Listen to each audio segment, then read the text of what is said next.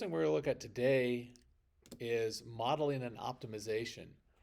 So one of the primary practical uses for calculus is this idea of being able to find the maximum or the minimum of some quantity given a set of parameters. It has to fit within this and this, or that kind of things. And that gets used in business. You want to maximize your profit. That gets used in, um, things where I'm going to be building this object. I want to use the minimum amount of materials possible or have the minimum cost for those.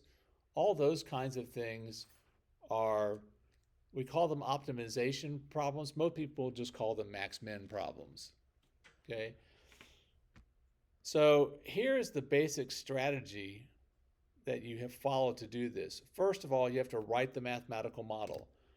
Mathematical model, fancy way of saying an equation that relates the things that you want, in which the quantity to be optimized is a function of a single variable. This may involve drawing a diagram, assigning variables, and using a secondary equation. Frankly, this is frequently the hardest part, and it's not even calculus. Okay? Then find the critical points and the endpoints. And sometimes the endpoints are given, sometimes kind of in an obtuse way throughout the problem, sometimes not directly. And the critical points, obviously, where the derivative is zero or fails to exist. Then solve the model. If you have a closed interval, you can use the candidates test, which is why in some instances we kind of squint really hard and say, yeah, that's a closed interval, even though it's impossible to happen on either, to exist on either endpoint. If not, you have to analyze the function based on the signs of the derivative. And lastly, make sure you answer the question. There's nothing quite so sad as someone who's done a lot of lovely work, but then never bothered to answer, the question that was being asked. So let's look at some examples. So first one, what is the largest possible area for a rectangle whose diagonal is 12 inches long, and what are its dimensions? Like, okie dokie. So I've got a rectangle. And its diagonal is 12. By the way, on a lot of these, people have figured them out. Like this one, I've already done this problem in my head. Didn't do the calculus way, I know how this is going to work. But we're going to go through the calculus of this. So the diagonal is 12. And we've got here our base and our height. We're trying to get the largest possible area. Well, area for this is base times height. But here's the thing. We want that to be in terms of a single variable, not in terms of two different variables. So we're going to have to do some work or another with a secondary equation to figure out, all right, how can I get this in terms of a single equation? Well, if that's a rectangle, that's a right angle, which lets us know that B, H, and 12 are related by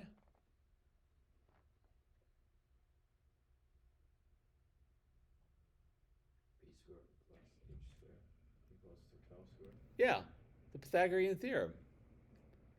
B squared plus H squared is equal to, might as well make it 144.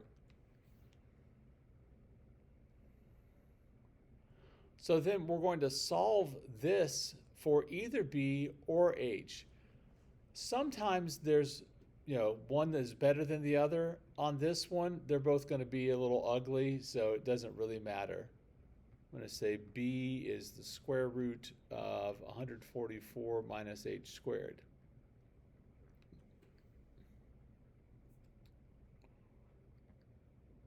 So now the area in terms of H is equal to 144 minus h squared to the 1/2 power times h.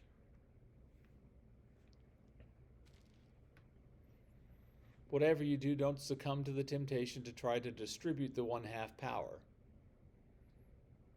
Powers cannot be distributed over something being added or subtracted. They can be distributed over things that are being multiplied, but not things that are being added or subtracted. So now we get to start doing the calculus. So a prime of h is going to be 144 minus h squared raised to the 1/2 times 1 plus h times, and here we'll have to use the chain rule. It'll be 1/2 of 144 minus h squared to the negative 1/2 times the derivative of the inside part, which is negative 2h.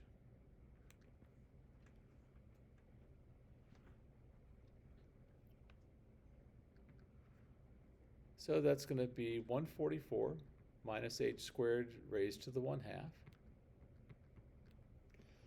And then over here, I'm going to go ahead and cancel the 1/2 and the 2. And this will be minus h squared times 144 minus h squared to the negative 1/2.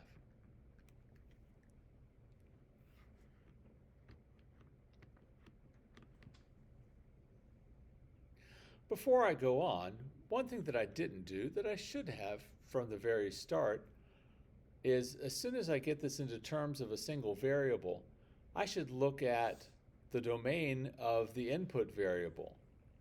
What is the most that h could be, and what is the least that h could be?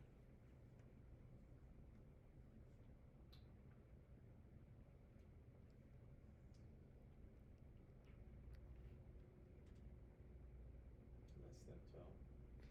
Yeah, and this is one where I was talking about, sometimes we look at it and we squint and we go, well, it could be equal to 12. It wouldn't be a very much of a rectangle anymore, but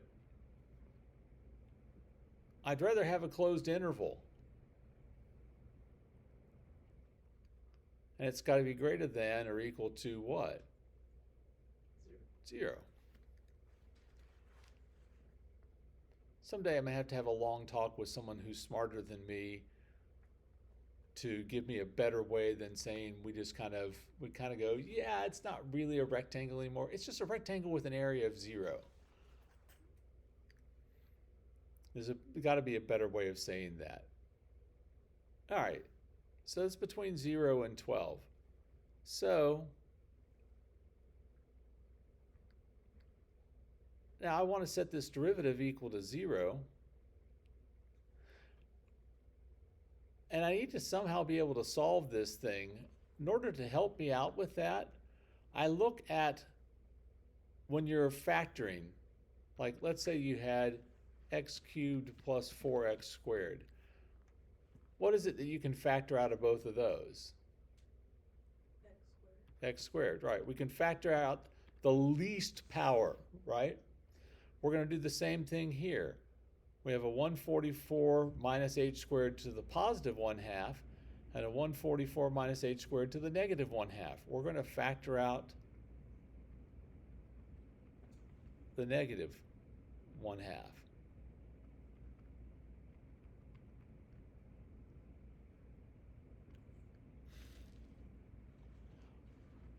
Now, when we do that, something actually pretty nice ends up happening. So back over here to our simplistic example of factoring, how did we get that this was x to the first? Subtracted the 2 from Yeah, subtracted the 2 from the 3. the 3, exactly. So here, I'm going to take the negative 1/2 from 1/2. So it's 1/2 minus negative 1/2, which is what? 1, which is super nice.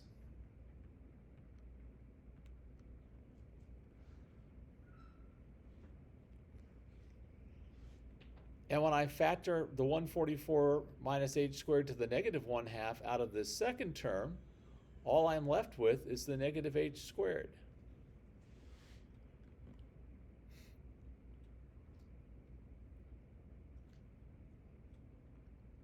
So that's 144 minus h squared to the negative 1/2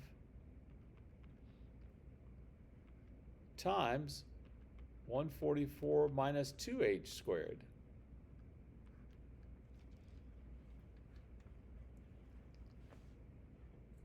Well, this derivative does not exist where?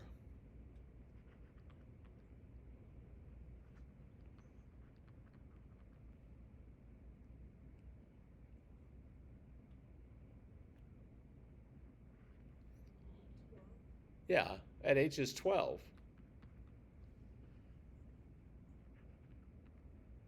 And a prime is equal to 0 implies that 144 minus 2h squared is 0.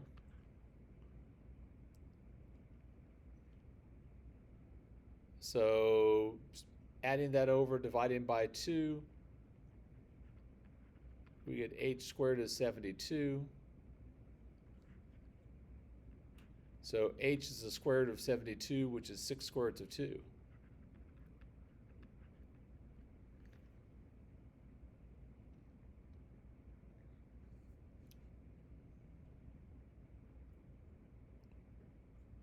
So now we have what h is. We should be able to figure out what b is also. B is going to be the square root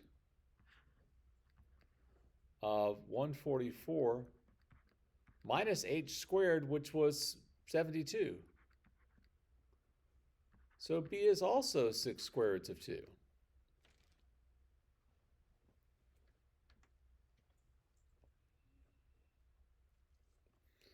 And to justify that this is actually where the maximum is going to occur, if I look at the area,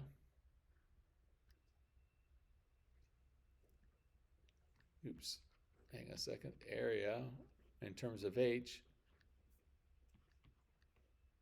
if h is 0 or h is 12, the area is 0, right?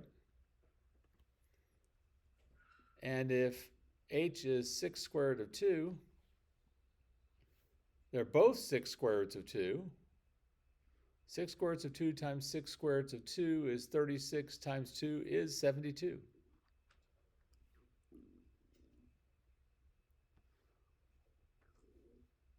So now answer the question. The max area is 72 square inches. And the dimensions are 6 square roots of 2 inches by 6 square roots of 2 inches.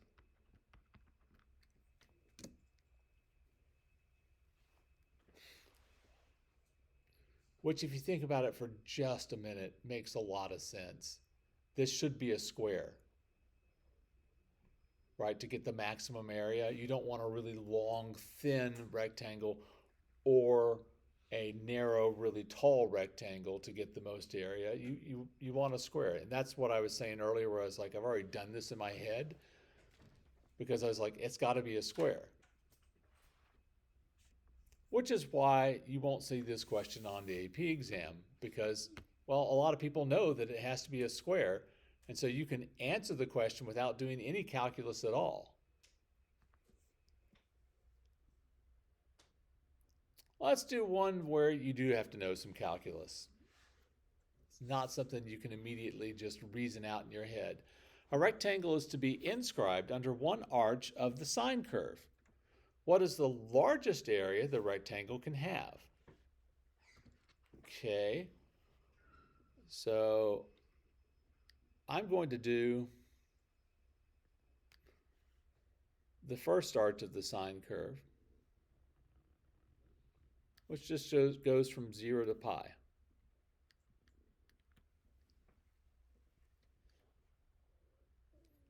And I want a rectangle that's going to be inscribed underneath that.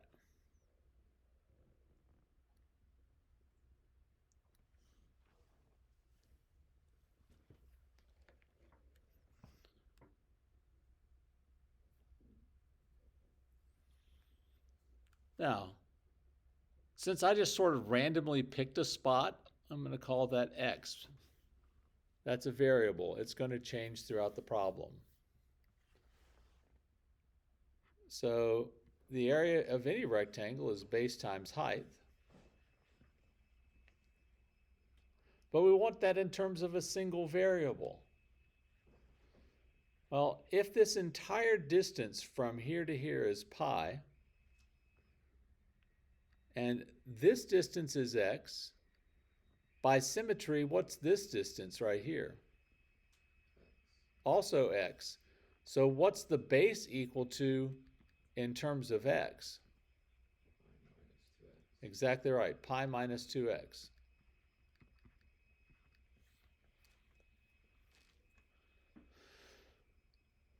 And what is the height going to be? Well, notice that this point is on this curve, which is y equals sine of x, right? So the height is sine of x.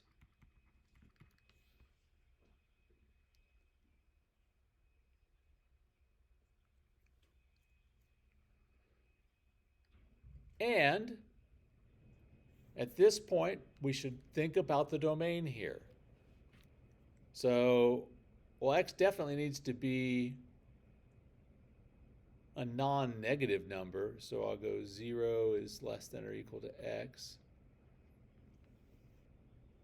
And you can say that it can go to pi, but if it does, you start flipping the whole thing over. So I usually would say for this that it's less than or equal to pi over 2.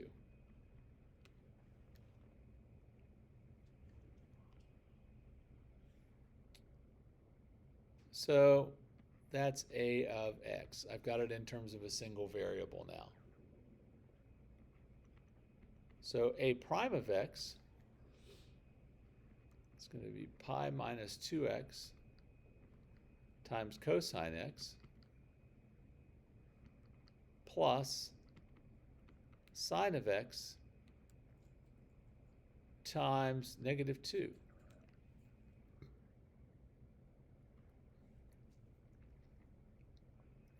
So this is going to be pi cosine x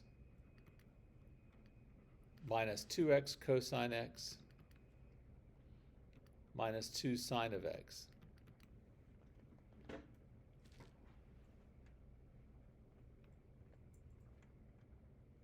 And we want to set that equal to 0. This is definitely one where a calculator is going to be necessary. I don't think that there's a way you can solve that by hand.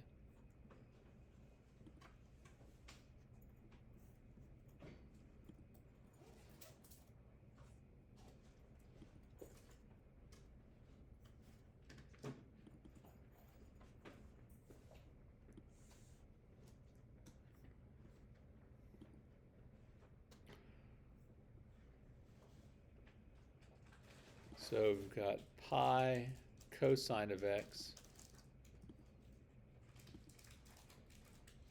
minus 2x cosine x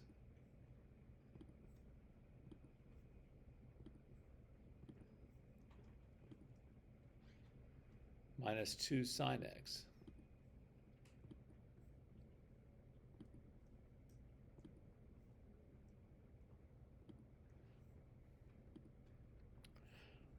And I will set a window for this. I only want to go between 0 and pi over 2.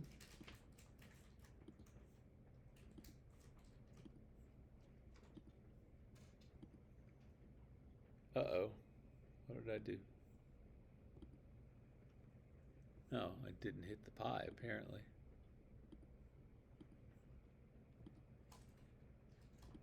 And I'm looking for where that's equal to 0, so I am going to tighten up my y window. It's not absolutely necessary, but it does make it easier to see sometimes.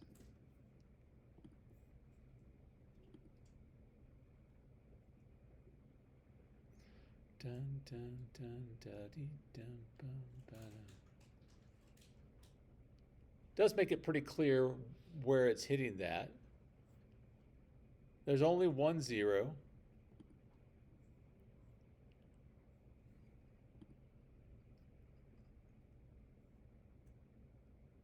I'm going to do my left bound as 0, my right bound is 1.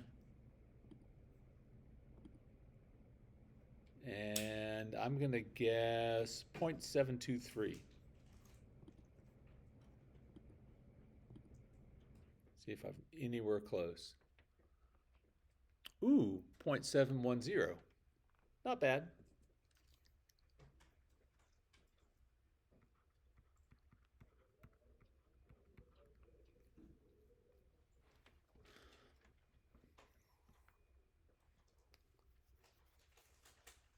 Now, on this one, and actually on the last one, you could use the lone candidates test to justify that it was a maximum. Most of the time, these questions aren't asked on free response questions, so you don't have to justify it. But I think it's pretty easy to see that if x is 0 or if x is pi over 2, you've got no area. Pretty much as we did on the last one. So the largest area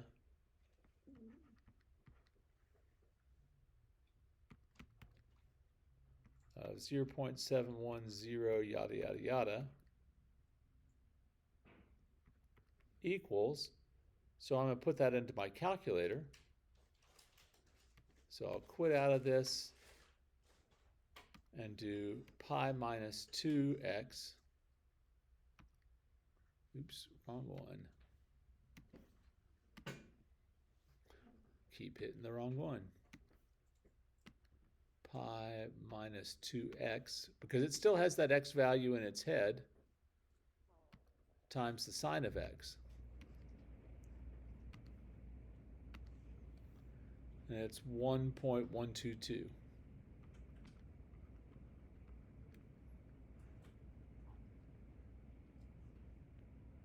And that's going to be our max area.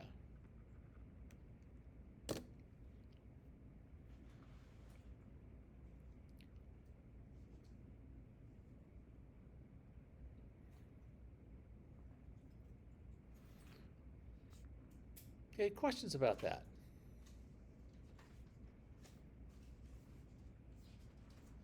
All right, a couple more. This is a classic problem that's in, I swear, every calculus textbook written since the time of Newton. An open top box is to be made by cutting congruent squares from the corners of a 20 by 25 inch sheet of tin. What is the maximum volume? What they don't say on this one is you cut those squares out and then you fold up, right, the pieces of tin along these dotted lines. And you're going to get a rectangular prism without the top. So we'll start by going, all right, how do I find volume for a prism?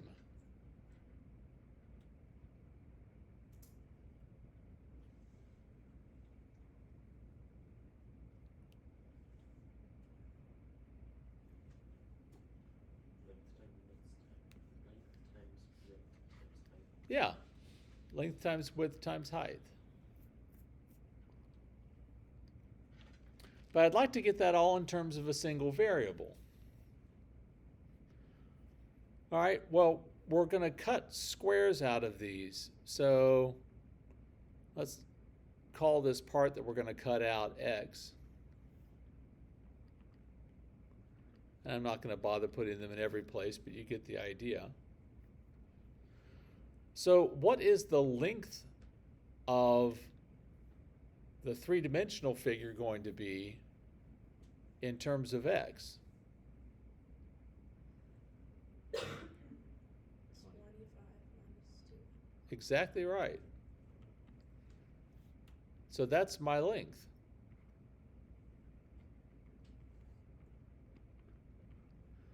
And then the width will be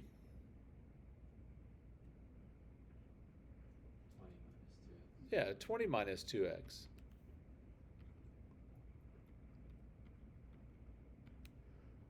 And then what will the height be? It'll just be x. And while you could take the derivative of this by using a three-part product rule, I would suggest it's probably a lot easier just to multiply it all out and get a polynomial first. So the volume in terms of x is going to be 25 times 20 is 500. And then I'll have a minus 40x and a minus 50x is minus 90x plus 2x squared, plus 4x squared, all multiplied times x. So it's 500x minus 90x squared plus 40x cubed.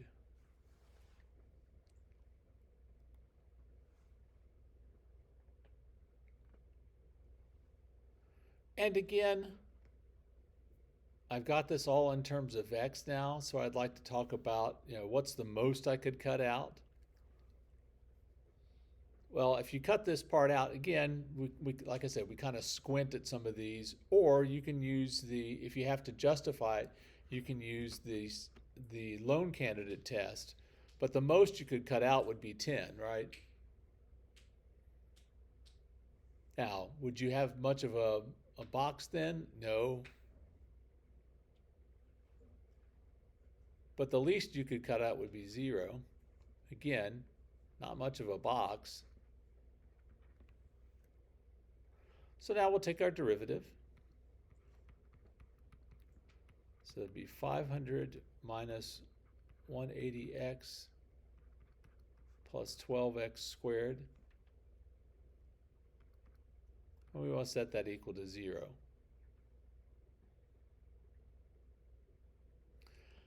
Well, I'm not terribly interested in doing that by hand, so let's grab the calculator and do this. So this is 500 minus 180x plus 12x squared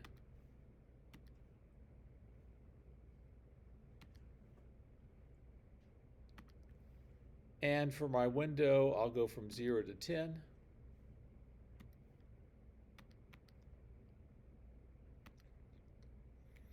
And since I'm looking for a 0, I'll leave the y minimum, the y maximum at -1 and 1.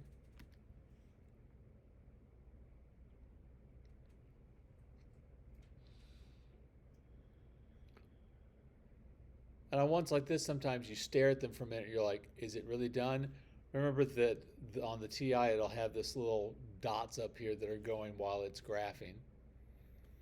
So it's somewhere between 3 and 4.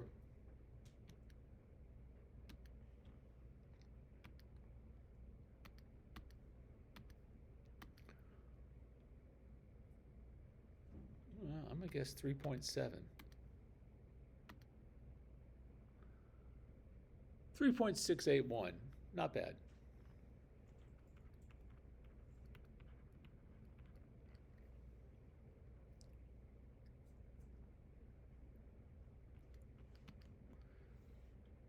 And it wants the maximum volume.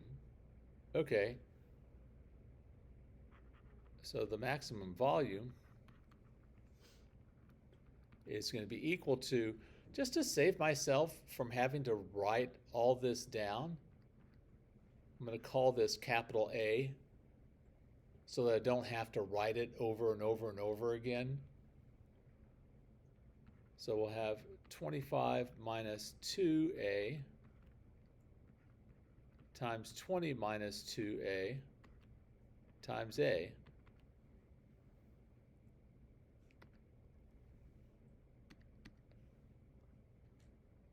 So 25 minus 2x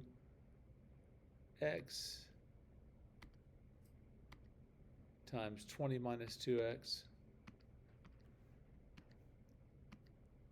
times x. 820.528.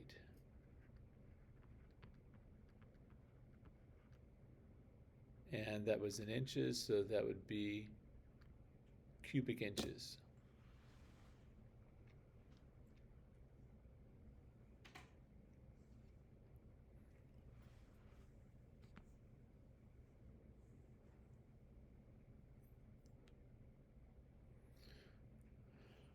All right, we'll do one more of these.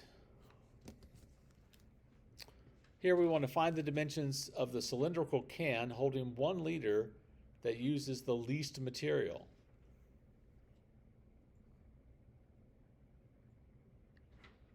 Once upon a time, when people changed their own oil in their car, and oil cans came in quarts, we used to do this example using quarts.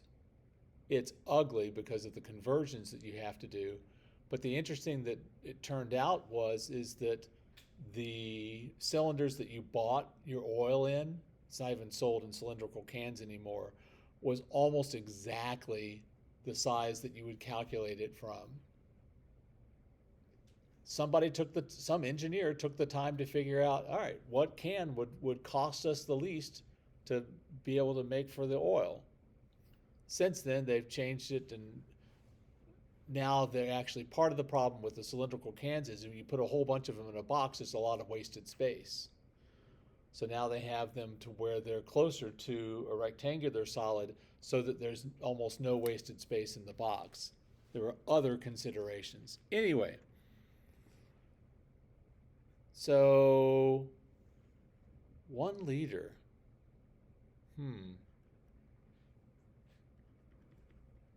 I always have to look this up because I can never remember.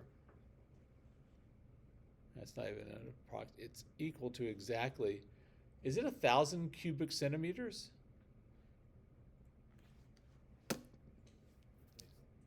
Yes. Okay. That's what I always think.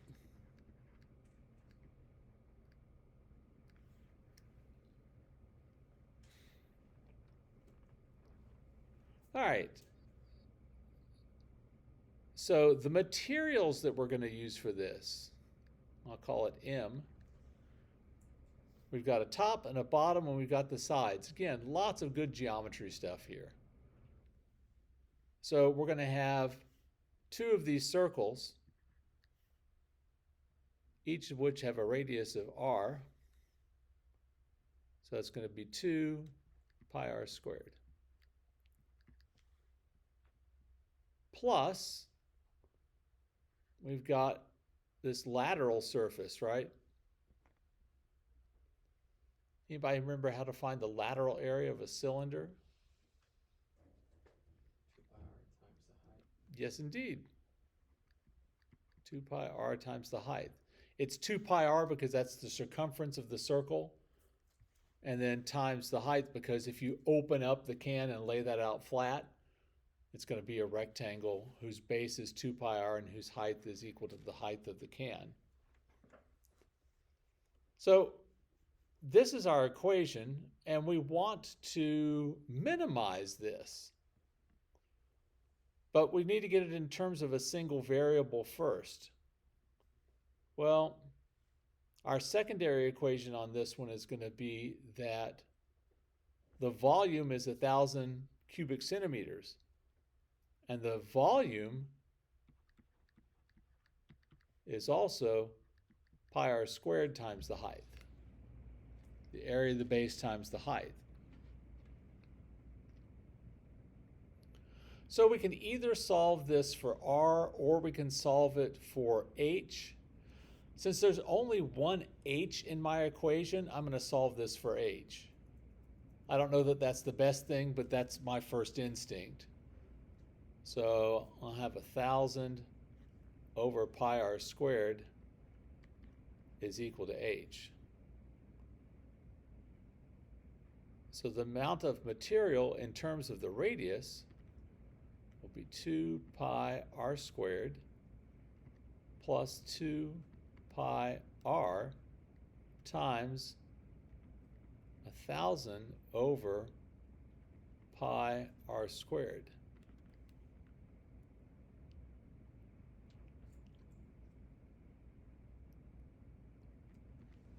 So that's 2 pi r squared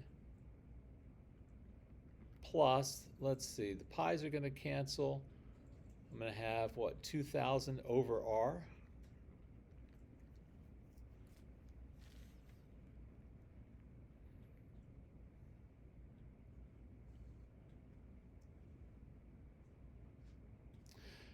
And for this one, for the domain,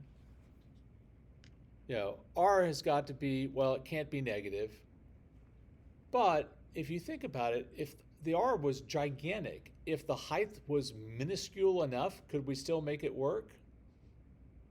Yeah. So here, r is just greater than 0. Which means if you have to justify it, you're going to have to use the lone candidates test. And you'll find that most of the time, there's only one critical point on these in the domain. So m prime of r is 4 pi r minus 2,000 r to the negative 2.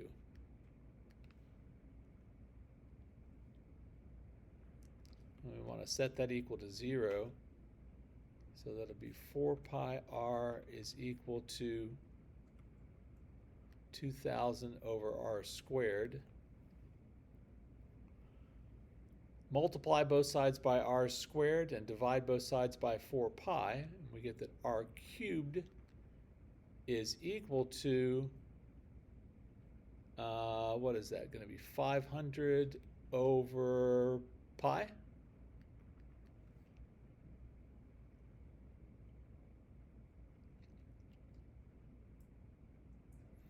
And even though we can do all that by hand, at this point, we're definitely going to want to grab a calculator, because this is going to be, r's only critical point is the cube root of 500 over pi.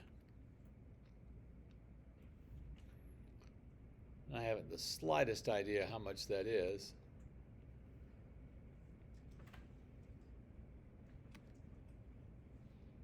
Wake up. Thank you. So 500 divided by pi raised to the 1/3 power. Oh, let me try that again. Oh, is that in the math menu someplace? Oh, it is. That's right. Cube root's in there. It used to not be.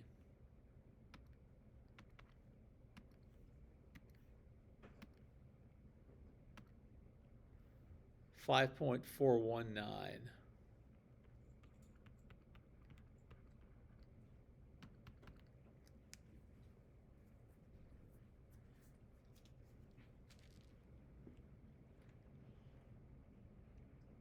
Now, this one, it asks us for the dimensions, right? Because they already know how much it's going to hold.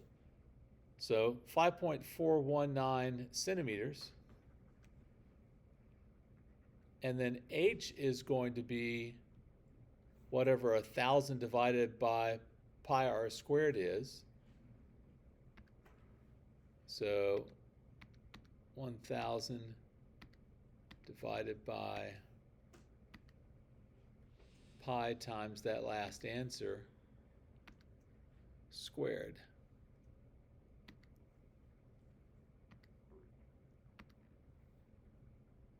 So it's 10.839, we'll call it.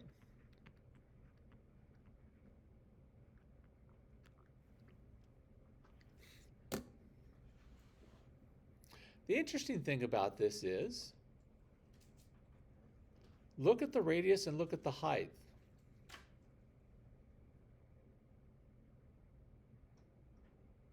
How are they related to one another, or at least pretty darn close?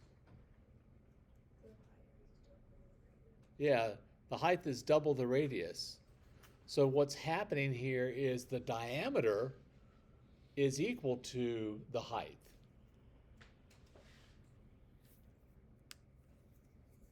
And it turns out that that's true for any cylinder. which is part of why, again, on the AP exam, they have to pick very particular problems because there are shortcuts for these. For a particular volume of a cylinder, the most efficient can is one where the diameter and the height are the same. All right, we'll stop that there.